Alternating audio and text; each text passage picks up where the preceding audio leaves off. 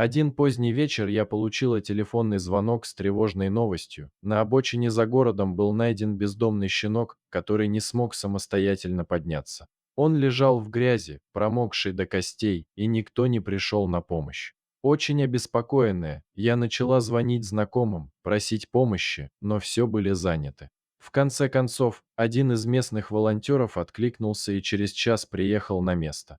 Он увидел несчастного щенка, залитого дождем, лежащего в луже грязной. В его глазах отразилась грусть, а он тихо поскуливал, просив помощи. Я назвала его Егоркой и сразу отправила его в ветеринарную клинику. Оказалось, что он был очень слаб и выглядел беспомощным.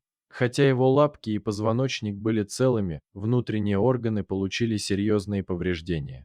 Егорке требовалась домашняя передержка и лечение. Одним из волонтеров предложил разместить его у себя, а я взяла на себя заботу о его лечении и содержании. Егорка быстро начал поправляться и расти каждый день. Он был добрым и ласковым маленьким собачьим ребенком. В квартире, где он жил, было много кошек, и они спали рядом с ним. Вначале все шло хорошо. Парень, у которого был Егорка, даже задумывался о том, чтобы оставить его себе.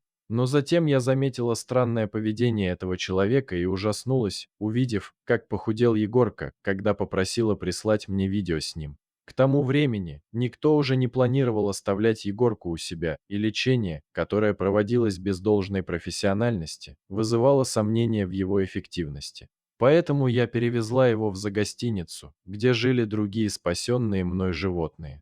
К тому моменту, когда Егорка прибыл в загостиницу, он уже стал взрослым и красивым псом. Однако, что-то изменилось после его пребывания в той квартире. Егорка стал панически бояться мужчин и не подпускал к себе никого, кроме женщин. Почему это произошло, я так и не смогла понять.